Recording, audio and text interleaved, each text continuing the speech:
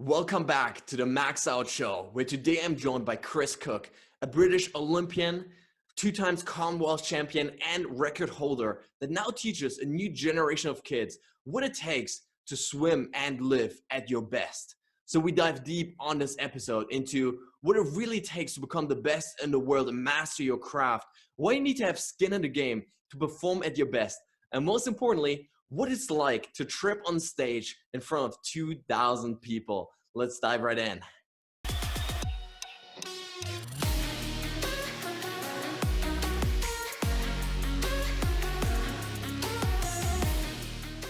What I always love learning from athletes is especially you have this incredible ability to take these lessons that you've learned from swimming and then translate them in a way that makes sense for other people so they can apply it to their overall lives, whether it's to business, to family life, or to sports as well.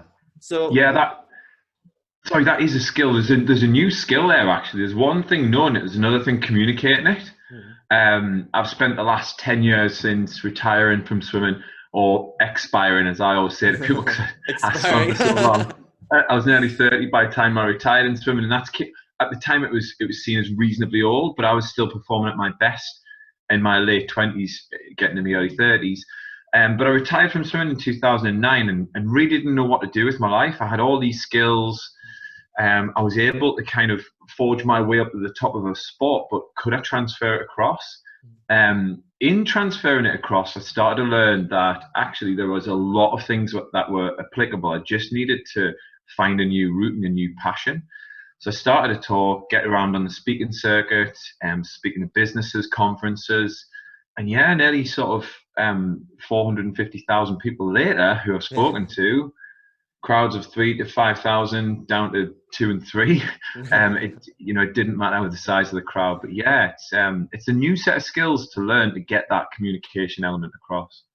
Yes, for sure. And I always find it such an interesting thing because many of, these world-class athletes, right? Like once they finish their career, they're in this exact same spot that you mentioned there, like where you don't know what to do, right? Because for the last maybe 20, maybe even 30 years for some people, they've been following this one thing like monomaniacally. And they have no idea about anything else, right? Like they just know how to be an athlete basically. And their whole identity is tied up in that. So how do you make the decision then? Like for you, when was it like the point when you're like, okay, this is something like those are sort of the talents that I have outside of maybe, just swimming. And that's how I can serve the world in a new way. Yeah, it was quite stressful. I'm not going to lie to you. I don't like putting labels on things, but I definitely went through something that was traumatic, so to speak. And I suppose for many athletes, it starts with a hobby. They invest all this time and energy for no return in money, so to speak. So there's no kind of investment. They're usually young as they do it. So they're not really got money on their radar. And then all of a sudden, you're now starting to get somewhere. You think, oh, hang on a second, this is looking pretty good, this. So I think it was just, for me, that realization when I got into my 30s that it was okay to start again. It's okay to start again. That was a hard realization, but a big one. 2, that I've got all of these skills that I know how to get to the top of somewhere or how to kind of push the envelope a bit further. And I wanted to apply them. I just needed to find that new passion. And that became frightening, a little bit scary.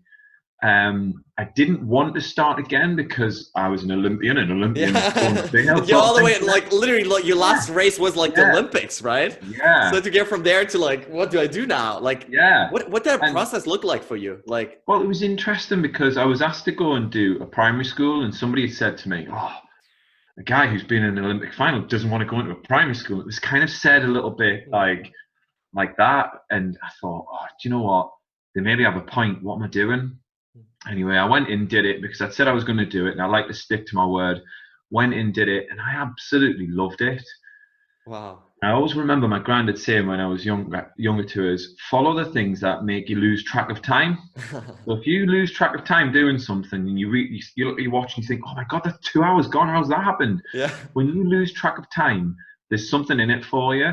And I remember I had 30 minutes allotted for this time to speak to the children. I could see the head teacher going, hurry up. I'd taken 45 minutes. No, you're just... I thought I'd been up I'm sure the kids were loving it, like much better than like math. And then 600 schools later and a couple of hundred businesses later, I've just kept going and following that passion. And it's interesting when you follow the things you love, coincidences start to happen. And I read this book years ago called When God Winks. It's a fantastic book. It's only small. I can't remember the author, but in essence, it was about this guy who was urged by his grandparent as well to follow the coincidences that happen as almost a North Star, if you like, as his guiding light. It was kind of very spiritual, which I'm really into. I quite like that side of things. But it was really practical as well. And it all started with this guy wanting to be a radio DJ and his coincidence. And he started to write them down. I started to write mine down. I've had some crazy ones, Mark, some insane ones. And it's always to do with whenever I'm following the thing I absolutely love and it's coming alive, things just slot into place and come in at just the right time, just when I need it. Wow. So what are some examples of that? Like how sort of that was created? Yeah, so I was in a school up near my local area, which I rarely did. I did a lot more schools around London, which was kind of 5 or 6 hours drive away. So I used to drive there every week. Wow. Believe it or not. That is dedication right there. Yeah, it is, isn't it? It's crazy. So I used to drive down, do the schools, come back. And then I got this call to do a school in our local area, which I rarely got the chance to do. So I thought, I'll do that. And I also believe in whenever you've got a passion, you've got a love for something, share it and tell people. So tell as many people as you can do. And you're going to meet loads of people who aren't interested, people who kind of push it to one side, they'll be crass about it. And then all of a sudden you'll meet that one person who goes, tell me more. Yeah. And I was in this school and one of the teachers had said, now you're retired, what are you going to do? And I said, well, ultimately I'm doing this at the moment, but I'd really, really love to start my own learn to swim business. And this PE teacher kind of sat there and she went, okay. And at lunchtime, when I met back up with her after working with some of the young people, she said, did you realize we have a swimming pool in the building? I was like, no way. She said, yeah, come and have a look at this. So we went along and I had a little look. It was this brand new 25-meter pool. Wow. Four lanes, really wide lanes as well. So for teaching swimming, it's fab. It wasn't narrow, it was quite wide. And she said, yeah, well, do you want to use it? And I was like, what, for me? What? I said, no. You said you wanted to start a learn to swim business. It's free and I could allocate some space and some time for you. And straight there and then on the spot, I said no. I said no. Yeah, I said no. I went, no, I'm not ready. And the overwhelming thing was fear. I'd opened my mouth, said I wanted to do something, but actually paying for it was a different thing. And I got home, spoke to my wife, and my wife went, what are you doing, you idiot? Like, get back there. Get back out there. And just little things like that have happened. All right, you could say if I hadn't have said something, that wouldn't have kind of come off the back of it. But I do believe in following your own ethos and your own values and sharing what you believe in as well. And you're not always going to bump into the right people. But that can help shape you as a person and as a character. And just that was one of hundreds and hundreds of things that have happened over the last 10 years that have just slotted into place. It's insane.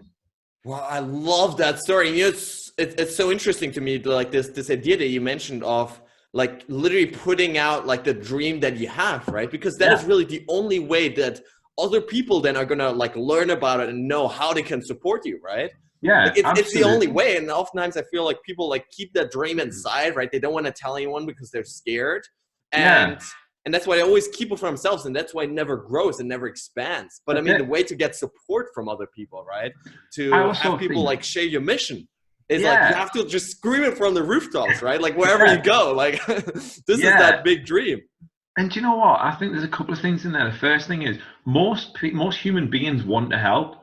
When you ask for help, 90% of the population, they want to help. So we often think, we'll never get that meeting with that person. Well, you never will if you never ask. Yeah, right. And if you're not frightened of the word no, you'll ask for most things.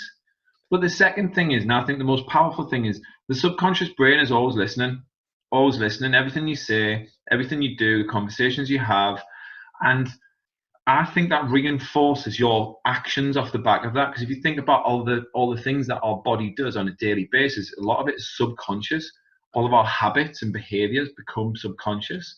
And that's when we repeat ourselves and repeat ourselves. So I think by telling that story, it reinforces to my subconscious that this is what I'm after. So now my subconscious goes on the look for swimming pools and any occasions that can help me achieve my goals and my targets, my dreams. So I think it's kind of twofold. And that for me is really important. For sure. That, I mean, there's such an important point about the subconscious mind, like literally picking up on the things that you learn really to focus on, right? Yeah. And then one thing you mentioned that was so interesting was, you know, this idea that like once your dream sort of presents itself, right? Like once they offered you that swimming pool and you say Yeah. no, right? Because in that moment, like Yeah. even though we consciously think we want this thing so badly, and we keep Yeah. telling people like in the back of our minds, there's still this little doubt, right? That says, Yeah. you really shouldn't do this. Like this Yeah. is scary, this is uncomfortable. And like we talk ourselves out of our biggest dreams. Yeah, we do, yeah. What have you and learned about, you know, not following that inner negative voice that says, hey, really quit here right now, right as you're about to reach your dream, and instead like go for it? I think it's interesting because I think ultimately at the core of it, I was probably scared, and it's going to sound strange, I was scared of success. Yeah. Again, I've kind of unpicked that as I've gone, as a kind of learning to be a coach. I coach in businesses now. I do conferences, various bits and pieces, and I understand that fear can be quite a multifaceted thing. It's not always about failure. People kind of associate failure with fear with failure, but it's not necessarily the case. Mine was based around being successful again, and probably that kind of overwhelming feeling of kind of starting again. So for me, I was just worried about starting again, and looking like a fool by starting something that failed. And do you know what? It's really interesting, Max. In the last 10 years, if I really look back, I haven't been that successful at many things. That this is the interesting thing. One or two things I've become successful at, but then when I really look back and I write it down, I've been massively unsuccessful at a lot of things. and I look, so really the fear shouldn't have been there in the first place, but we do often look at fear or failure, and success as the opposite ends, and it's not true. Failure is actually a stepping stone to success, and it was embracing that again that I struggled with as well. Just embracing that kind of success is on its way. Don't fear it. Just take off the handbrake. And then if you can get to the realization that there was no handbrake in the first place, now you're flying. That's the interesting kind of sort of edge to it. You know, I love that so much, especially this idea that like oftentimes we don't fear failure as much as we fear success. So actually, like later today or tonight, I'm going to be interviewing another guy called Kenny Weiss, and he really breaks this down so beautifully. He's written a whole book on it, basically. But Cool. basically, the whole idea behind it is like, if you like, people aren't afraid of failure because like, if that was really stopping you, then wouldn't you act, right? Because then like when you decide not to act, when you decide not to ask out that pretty person, when you decide not to, you know, get that swimming pool, you've already failed. Like, this is such a beautiful thing to me. You've already failed, like, by not giving it your best. And so the thing people are really afraid of is like looking like a fool, like you say, right? It's like success. What would it be like if I succeeded a thing and like I have to start from scratch, right? Absolutely. And it's all of these sort of underlying fears. That is so interesting. And a lot of them can come from when you were younger. You know, you can go back, and therapy generally, if you go through therapy, it generally goes over the past to kind of work out how to fix the future and the present. But when you kind of go at it with the kind of growth mindset looking forward, you don't really need your past. You just need to have a little bit of an awareness of it. But to stop repeating those moments, history repeating itself, if you like. And when I took a little tiny look back over my shoulder, I realized that there were certain things, kind of what people thought of me became a heel. It kind of held me back a little bit. So I do have to give myself a little bit of a stern talking to whenever I go into a new arena or I'm starting something that's a little bit risky. I do have to kind of set myself up to go, hang on a second, I'm going to get those feelings. It's perfectly normal. However, it's not perfectly normal to hold on to them. We've got to let them go. And we've got to push them to one side and go for what we need to go for. But it's perfectly natural to feel those feelings and have those kind of those fears. For sure. And I mean, self-awareness here really is what this reminds me of. Yeah. Like, you have to be aware of the things that like subconsciously even are holding you back from being your best self, right? And then actively address it.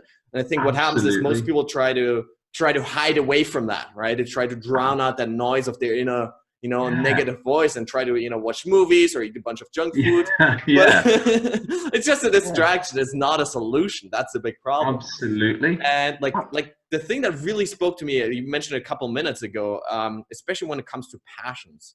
Like, I love how you put it or define that as like losing track of time. That's the thing that you're meant Yeah. to do.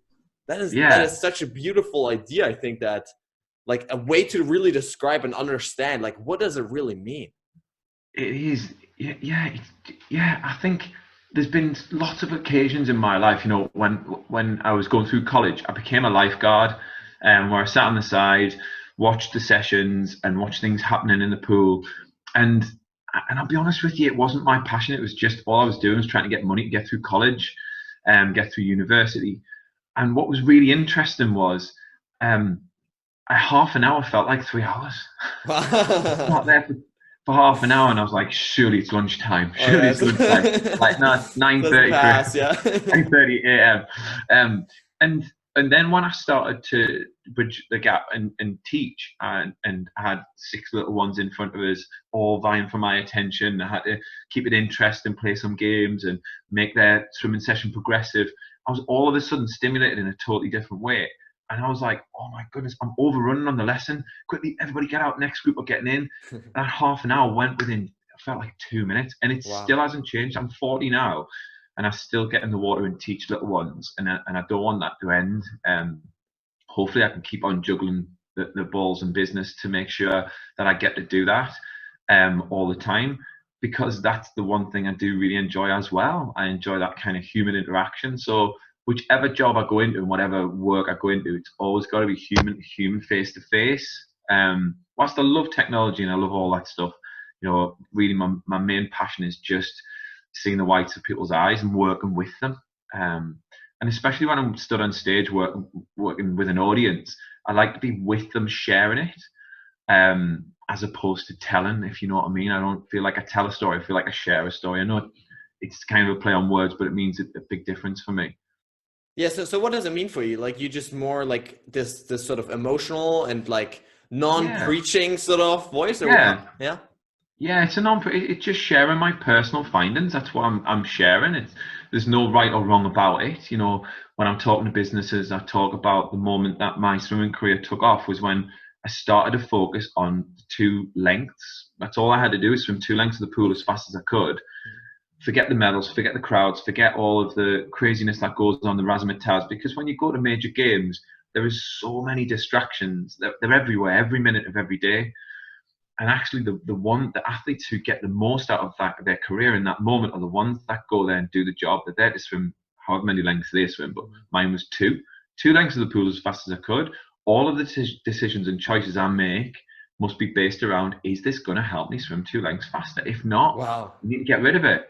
And it became a hugely powerful tool, and it's the tool that I now share on stage with businesses. And a fair few have taken it on, and it's really changed things. It's challenged them, definitely, because people come out with things like, "Oh, well, we've always done it this way." Well, yeah, Well, that's well, not really reason, is it? yeah, it's not. But that was my ego as well. That was my ego state. Hang on a second, I've become this successful doing it this way. Why do I need to change? Well, what's got me here won't get me to the next level. And when I got into that top 10 in the world, there was no real need to change, if so to speak. I was creeping up. But really, in all fairness, when I answered it honestly and openly, the question of what do I want when I look back over my career, I want to be able to know I've done everything I could and I'm satisfied. And I heard Michael Phelps, who's just a phenomenal swimmer, a phenomenal athlete. I heard him say something similar at a press conference kind of 5 years ago, when he was talking about his own career and what's kind of the most special moment. And he was talking about medals and various moments, but then he kind of rounded it off by saying, looking back over my career, knowing I did everything I could and feeling I'm satisfied. And that kind of, it really resonated with me. I thought, yeah, that's kind of how I feel at the end of my career. Whilst there's always opportunities where you go, I've missed that chance, I've missed that medal, I look back and think, hang on a second, I laid everything down that I possibly could do at the time, and I'm really proud of it. Yeah. And ultimately, I think that's what we're here to do. not compare ourselves. Comparing only gets you so far. Comparing wraps you up in the competition, and often you don't fulfill your potential. When you start to look back over your own journey and truly reflect inside with the right coaching and mentoring, we can draw out some phenomenal things. Yes, I love this idea of process over results. And this is Yeah. something that comes up really over and over again when Yeah. I talk to athletes like you. Like, Yeah.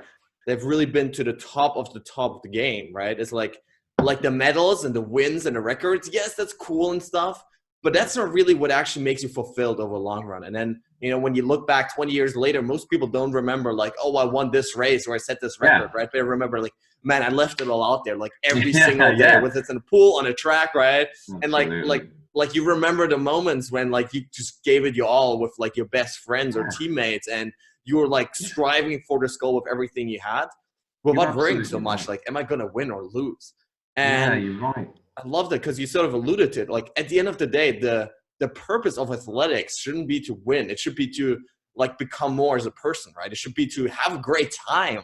And I think that's something that people often forget when they get so caught up in like winning and losing and records and times. It's like, you're supposed to have a great time and just, you know, become a better person because of it. It can get tricky though. And you're absolutely right, Max. You know, my last race was the Olympic final. And we were 2 lanes away from the American team. Michael Phelps won his 8th gold medal in Beijing. I was in that race, and it's what I call a hidden success. Nobody really wrote about us. Nobody talked about the British team, but actually within that, I had a swim within that race that I was so proud of, because I'd had such a bad individual race 2 or 3 days before and managed to turn it around. Wow. That for me was just to use all the skills to push heartbreak to one side, to eventually then perform at my very best again 2 nights later. That's the bit I'm proud of. I'm proud of the gap in between there. And I felt as though the 20 years I was in swimming, I was almost gearing up for that moment.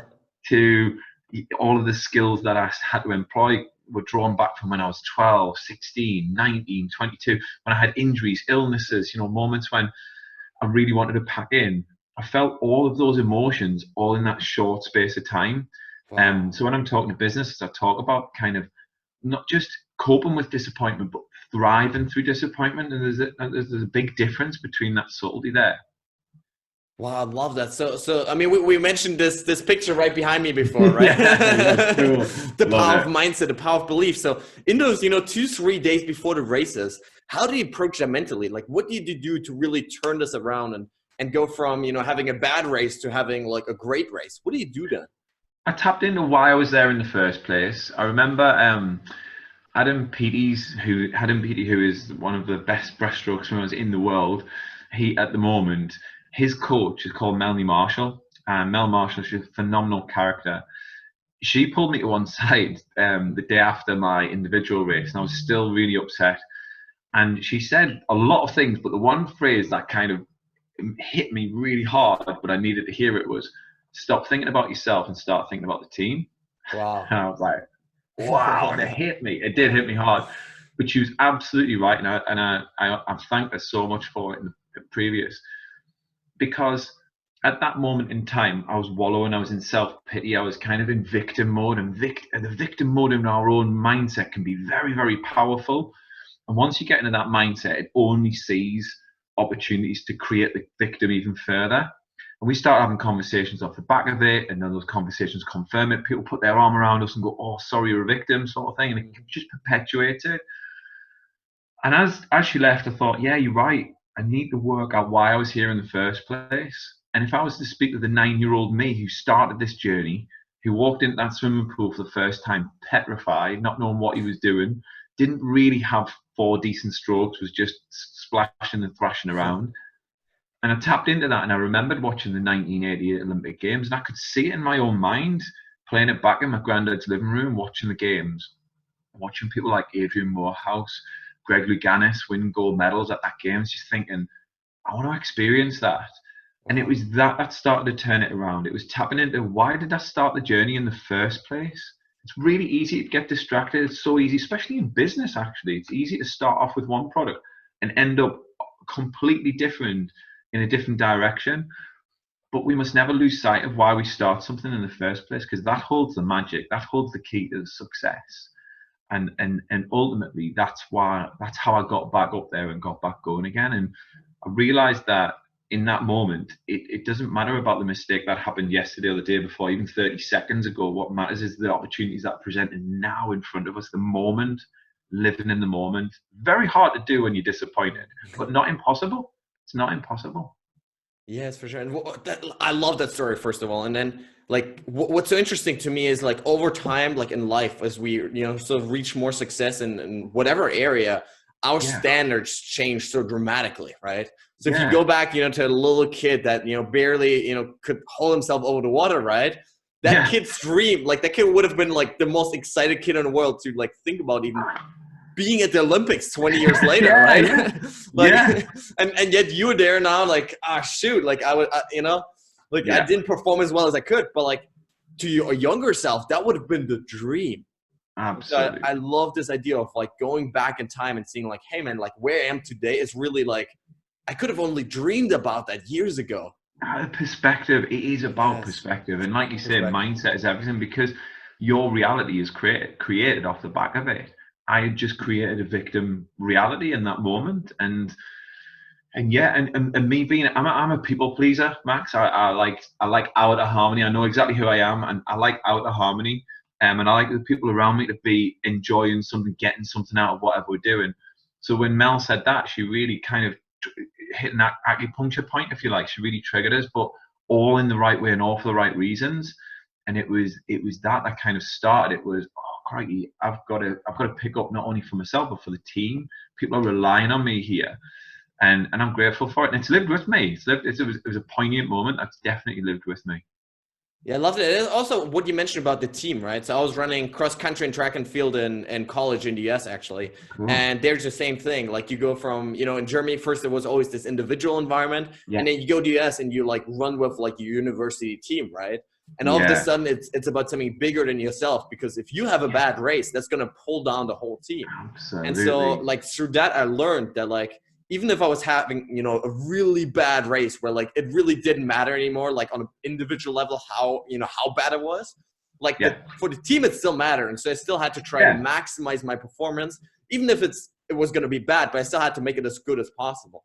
Absolutely. So how can teams use that? Like, how can, they use, accountability and this team spirit really to boost everyone's performance? I think one thing that I build into my business is sharing. There's a lot of sharing within the business. So there's 9 teachers that we've got now teaching within our business, our Learn to Swim business. It's really grown. It's grown from kind of 2 or 3 teachers to 9. We know exactly what we want to be. We know exactly where we want to be, and we're not a million miles off. But we share a lot. We allow individuals to be individuals. It's okay to be yourself, and we have that same within the team. We all teach in a slightly different way, but we follow kind of a very similar ethos. So the children often arrive at the same point at the same time, but they'll go through slightly different processes with different teachers. So some teachers are very games oriented, some are very structured, some mix the two together. The one thing for sure is we allow the teachers to get their own personality across, and we trust them. We've got to trust them. The third thing is we've got to have some sort of shared risk. The risk can't be all loaded on the business, or it can't be all loaded on a handful of individuals. It has to be kind of a shared risk, because when you have that environment where your whole team is pulling together because there's a risk it could fail, there's a risk it could succeed sort of thing, you then get everybody pulling in a similar direction. When it's all loaded just on the business, that's when you get stress at one end and there's an imbalance. So getting that balance right is so important. That is so interesting. So how do you do that? Like by having people like get shares basically in the company, or how do you? Yeah. So we've got kind of shares in the business, but not just that either. We've realized that not everybody wants financial gain. Not everybody's after it just financial gain. There's other things. There's kind of there's positive feedback. There's developmental feedback. How they get that feedback face to face, or do they get it via social media? So we've got to learn kind of what makes that person tick. If they're an extrovert, chances are they're going to want something kind of out there in razzmatazz, because that's what they want to do. They want to celebrate it with a crowd of people. I'm introverted, so I prefer it just nice and quietly, and I prefer to celebrate it on my own, in my own kind of thoughts, if you like. But yeah, and it's just about learning and understanding who we're working with and who we're dealing with. Personality testing helps, but it's not everything. I've seen businesses use personality testing very well, but that's not to say that a person can't develop their character and their characteristics. In fact, I'm a painful introvert, Max, but I've Wow. learned to stand on stage and extrovert myself when I need to. I've learned to dial that side of my personality up because it's a characteristic and a trait that I've learned along the process. But yeah, that shared risk is definitely something that is hugely valuable to teams, understanding where they're going as well and communicating that. And celebrating the highs and the lows, I think that's important. I think a lot of businesses try to kind of glance over the low points. I think they should be spoken about and opened up and explained that it's okay. It's okay to fail. It's okay to mess up. And people start to trust you. When I pick up the phone and I apologize for something that I've done or we've done wrong or inadvertently we maybe didn't realize, it builds trust. You suddenly disarm people like, oh, okay, there's no fight here. Yeah. And it's the same with I hate calling them staff members, team members within the team. They're not staff to me, they're team members. We're pulling in the same direction. And that's our ultimate goal. Wow, there's so much great stuff here that I really wanna dissect a little bit. First of all, I think the risk sharing is brilliant. That it really forces everyone to have skin in the game, right? It forces everyone to really give it their best and really engage in this project and this big vision, right? And then also this awareness that you seem to have around really the individuals in your team, like the actual team members. It sounds like they're more like family than simply business partners. And I think this like ability to really trust someone is so key. Is like when you would like take a bullet for someone, right? Like that's a very different environment when you're just like so close knit group instead of just working and then sort of doing the handshake and saying goodbye, right? I think you're right. And I think one thing that started to transpire with the team, and it's taken a while to get there, is whenever we get new members on board, they have to slot in with our ethos. It's really hard to find I'm not saying find good people, because it's not that we have found some phenomenal people in the past that just haven't quite matched up with where we're going and what we're doing, and that's okay. That's okay. One thing that's started to happen now, instead of me bumping my gums and talking about it and telling people and sharing it, now the team are showing it and doing it. So when somebody new comes in, they either have to get on board with what's happening because it's right in front of them and they stick out like a sore thumb, or they go, actually, this is not for me, and they go away. So for us as a team, it's almost policing itself in many respects. From the behavior, the traits, anything that kind of, not really explaining myself very well here, but if something was slightly off with the teacher, it would be alarm bells ring straight away. It would be there as plain as day in front of the others because they're in the next lane with each other teaching. So then it becomes very, very clear. No, but I love that. I think that is such an important and critical aspect, that like the ability to give feedback, honest feedback around like, hey, you're messing up right now, right? Like this is the standard we're setting as a team, as a group, as a family, as friend circle, whatever it is. And like you being down here, like lift up your game again, right? And I think you need those people. Like those are like really literally my favorite people in life, are the people that can literally just tell me in the face, Max, like you're not being the person you want to be, right? Like this is not like the level you want to reach, right?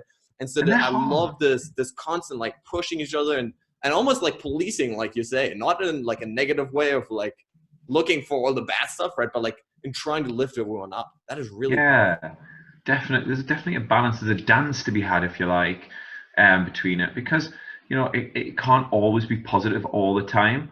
And there is some constructive feedback, but I always stick to what's working well and what could be even better. In those conversations, when you structure it around, hey, listen, I've seen this happen. You're getting great feedback from this. Have you considered the opposite? Have you considered going down this route? It might help strengthen. And it just helps to kind of build that trust that if there was something going on, if there was something negative happening in the business, then I would approach them and tell them. I wouldn't keep it quiet. And I don't keep it quiet.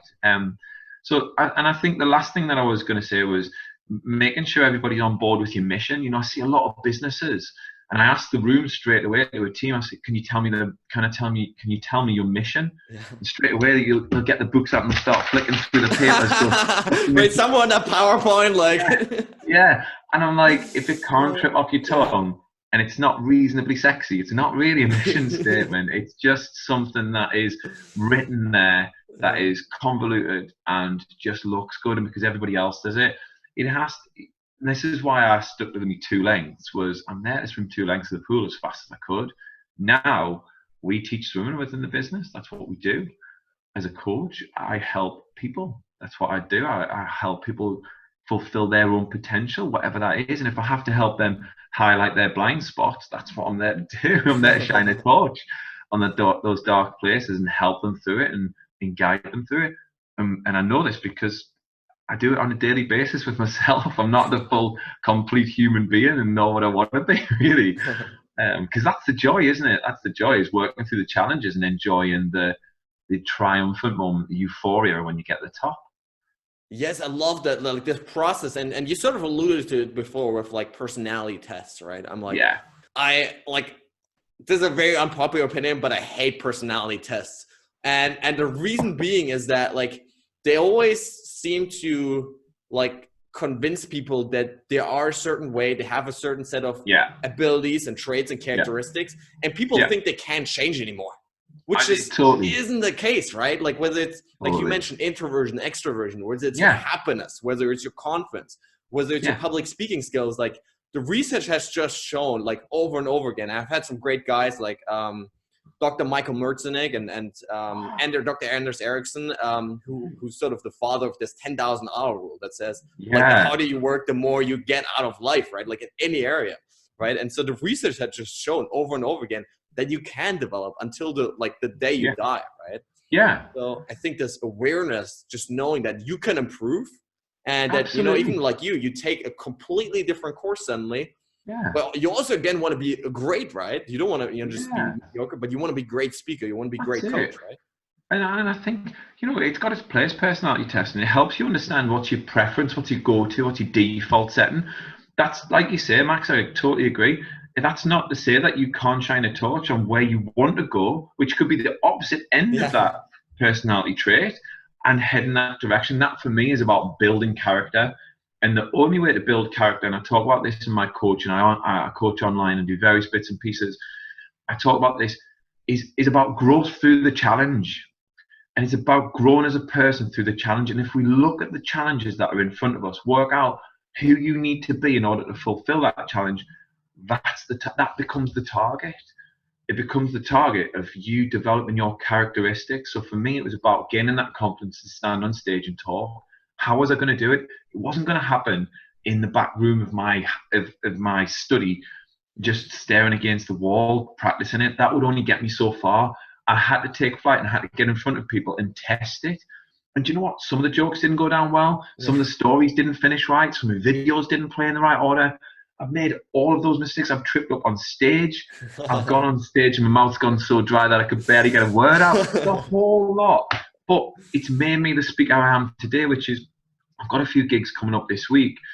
And I'm just that nice nervousness about us. I've got that kind of excited, fearful, that kind of vibe going on, which is don't want to mess up. Can't wait to get out there and talk. And now that's taken a long time to get there. But I'm excited to share. This is the main thing. I'm excited to get out there and share. And actually I've morphed and developed my characteristics on stage as the speaker that I am. And it's not that I'm trying to be somebody else, because I'm not. I'm authentically me. But I'm just trying to be the best version of me. And every talk gets me closer and closer to that. So we have to grow through the challenge. And that is the main thing. And I also say to a lot of my coachees and mentees, I often say to them, you know, when you get to the position where you look back over a bad experience and you're grateful for it, that's when you've nailed it. That is when you've nailed it. When you look back on a bad experience and you go, that was awful, but look at who I am now. Massive tick in the box, double thumbs up. Absolutely love that. And you know, this idea, like, it reminds me again of this idea that you mentioned, like, in the beginning of our interview, of starting again from the bottom, right? Because you were all the way up there as a swimmer, right? And then you changed careers, right? And you sort of start again as like this little kid just barely trying to stay over the water, right? So, but like, how do you, because I'm sure you've learned over time how to become the best, like, mentally, right? So how have you approached this new sort of arena of your life of public speaking and coaching to again become one of the best in the world? I got a brand new, I wouldn't say a brand new team around me. I had people in my swimming career who helped me get to the top: swim coach, weights coach, physiologist, physiotherapist, anything with an ologist on the end. I was trying to employ to help me get there. And obviously I had a sports psychologist who's called Simon Hartley. He also speaks on the circuit, very, very good speaker, great sports psychologist as well, business coach. And I worked with him in my career, and I realized that I needed to kind of move on and do something different. I maybe needed to work with people who didn't know my past as such. They knew of it, but they didn't know me as the swimmer. And I started to create a slightly different team, and that helped massively. And it wasn't about getting rid of the old to make way for the new or anything like that. It was more to do with kind of changing perspectives and seeking the challenge from a slightly different angle. And I just needed that little bit of different guidance. Subsequently, I've come full circle and I still work with Simon, my sports psychologist. But going through the 10-year process of working with other people has helped me scaffold a completely different viewpoint. And that's made a massive difference, is just being open to new things. Just because I've always done it and this has always made me successful doesn't mean to say it's going to make me successful in the future. And just being appreciative of that and open. You know what? We live in an era now where the pace of change will never be this slow again. It's getting faster and faster, isn't it? The pace of change is getting faster and faster, and we need to find a way of striking that balance. And I think that's two words missing in this society now, is balance and moderation. It's something I always include in my coaching and mentoring, whether it's a young person or an older person. We've got to find that balance, not find that balance. We've got to create that balance. It's in our power. It's in our hands. Yeah, it sounds like this really ability to be self-aware, to understand who you are right now and who you need to be in order to execute on your dreams. And then the willingness to constantly reinvent yourself, right? To constantly surround yourself with the right kind of people, whether it's sports psychologists or whatever kind of else is, right? That is really so critical. And so I love the point that you're making here. Now, on the show, we always love to celebrate failure as a stepping stone for, building more character, building more resilience. So throughout your career, I'm sure there's been many, many failures. Does anyone stick out in particular that really pushed you to go deep down inside and ask yourself, like, how can I become better because of this? Yeah, there was one occasion when I started my speaking career, I got this call to go in to do this talk at this school.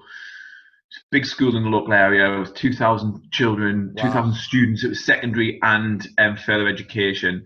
And I got this call to come along and present some awards. And I thought, okay, I've not really spoken that much. I've maybe done 10, 15 speaking engagements. So to take on something big was quite a big thing.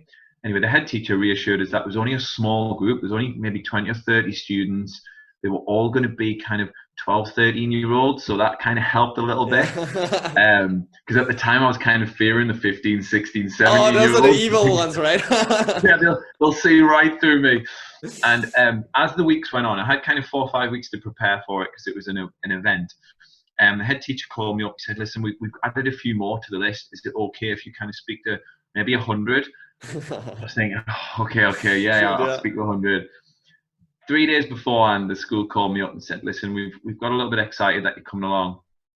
And we've just thought we'd invite the whole school. We're going to hire out this auditorium. We've got the grandparents and parents coming. I was thinking, oh my God, what have I let myself into? Me being a people pleaser was like, on the phone going, that's no problem at all. I'll be there thinking, oh my goodness, what am I going to do? Wow.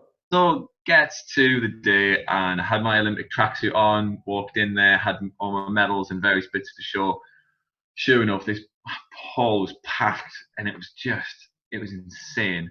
I got invited up onto the stage, and I had that kind of out of body experience where you're so nervous, you don't really know what's happening. You're just like, I just want this to be done. And as I got up onto the stage, I tripped over and fell flat on my face. No way. I went skidding right across the stage, and everybody burst out laughing. And I got up and I forgot my words. My mouth went dry. It was just nuts. Oh. And I remember getting off stage, and I'd taken a friend along to give me a bit of feedback on how I'll do. He said something that it sticks with me. He just said, "Hey, at least the next time can't be any worse than that, surely." And actually, I was ready to give. I was ready to go. That's enough. That's a sign from the good Lord above. Yeah, it's not meant to. This is not my thing. Move on. And I thought, yeah. And now I include it in my talks. It's become a part of my journey that I now share with people. To go, hey, I'm glad you've enjoyed this talk, but let me tell you where I started. and thank goodness I've not skidded across anybody's stage since, or that's great. let out a scream or anything like that. But yeah, do you know what? That's a funny one. But I've had lots and lots. I've had some in business where I've lost money. I've invested money into something where I've thought it's gonna go. It's gone nowhere. But I see it as signals. I see it as messages to help me understand that later down the line there's something bigger. There's something bigger that I'm going to learn from this occasion now that will save me either money, time, heartache later down the line. And that's the way I see it. So when these moments come along in life, I think to myself, okay, well, this is preparation for something. Let's take the lesson. And I do believe things come in two bundles, lessons or blessings. And if you take on board the lessons properly, you can turn them into blessings. And there's not many I look back on that I resent or regret, if I'm honest with you. Absolutely love that. No, I mean, it's a fantastic story. And I think this, like the ability to make fun of your own failures and embarrassment is such a key component to life and to joy in life, really. It is. And I'm the same way. Like I always tell those stories of like my failures, because I think that's how like people can actually learn from something, right? Like it doesn't help much to just say, oh, I'm the greatest, right? I won like, Commonwealth Games, which you did, right? But it just doesn't help people as much as learning about, all the times when you're, in the pool at like 5 a.m. just, ready to just quit and go home. Right? Like those are the moments that like we actually need to understand and stay strong in. Because it's easy to be good. It's easy to be strong when we're all the way on top, right? Yeah, what matters is like, how do you perform? How do you show up when, chips are against you and all you want to do is go home and quit and like cry and whatever, right? So true. I always say to people, mastery is boring.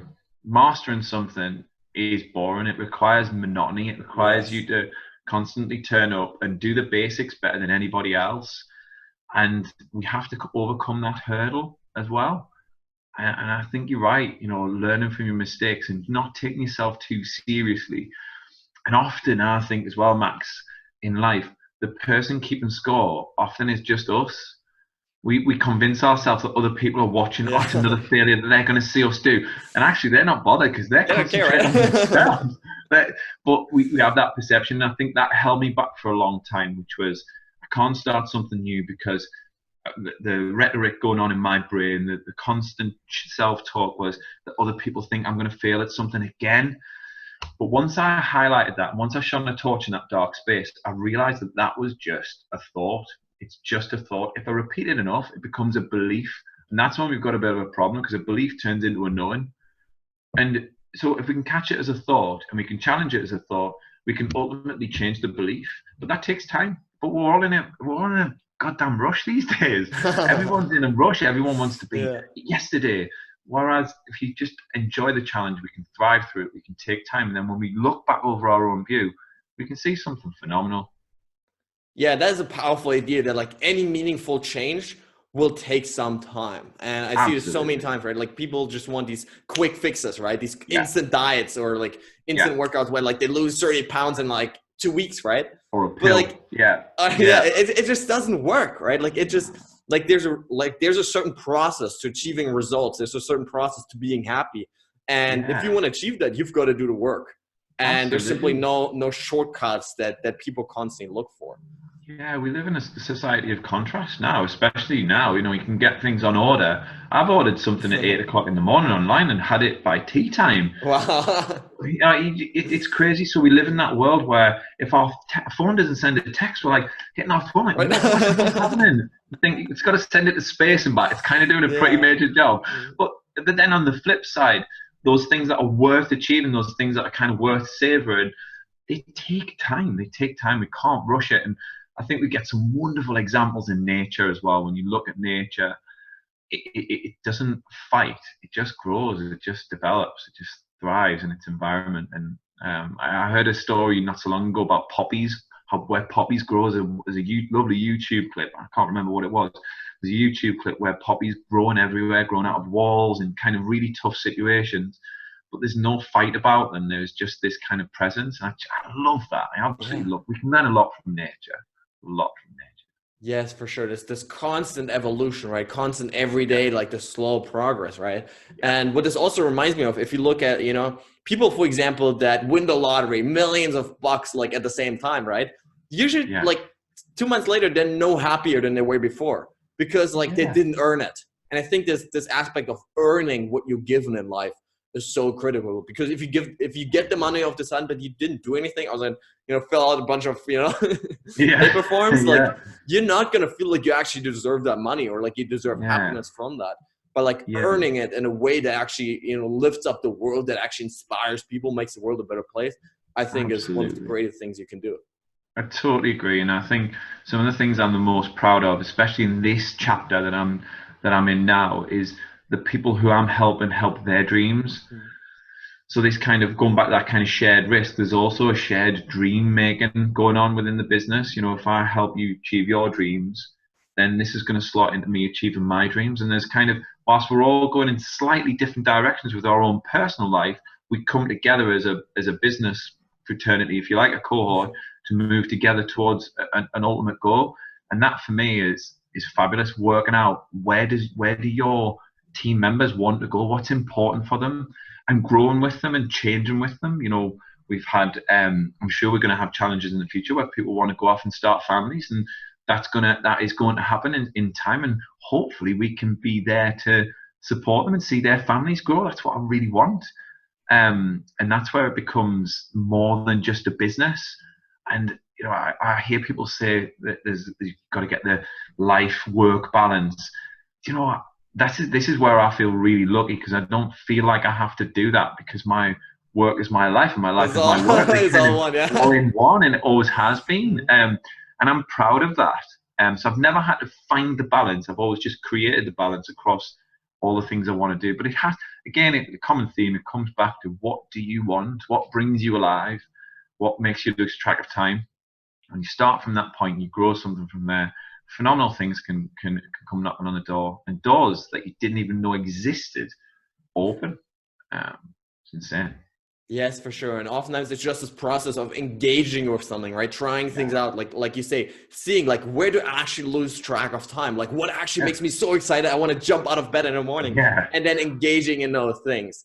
Now, Chris, unfortunately, we're going to have to wrap it up now, but before I ask my final question, where can listeners connect with you online? What's, your website, your business website, any social media links you want to share here? Oh, cool. So yeah, it's www.chriscookgb.com. That's my website. Twitter is @chriscookgb.com, and it's Chris Cook on LinkedIn. I'm always reposting things, sharing things. And I'm going to bring out a few new products, a few online products in the next couple of months, which I'm really excited about. So I really want to share my knowledge, and I've got a big cohort of people who I'm mentoring and coach now around the world, which is fantastic and something I really enjoy. So Love that. I'm going to link to that as well. Now, the final question is, what is your quest for greatness? So what is that big vision that you want to create for your life? And how can listeners maybe right now, hearing this, how can they support you along that quest? I want to create something especially in my local area, that wasn't there beforehand. I want people to look back and think, it's different because he turned up. That's what I'd like to have happen. I want to leave something positive behind. I want to make sure that there is a legacy that continues. So I'm talking more from my Learn to Swim, but also for my other business, which is coaching people.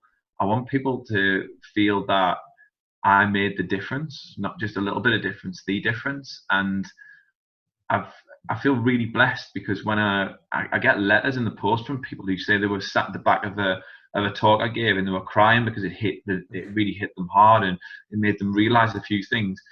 That for me is the gift that keeps on giving, because I'm sharing a story that was personal to me, but it's actually having a profound effect on other people. So for me, the ultimate message in it all, to answer your question, is that I left the place a little bit more positive and a little bit more upbeat than what it was when I found it.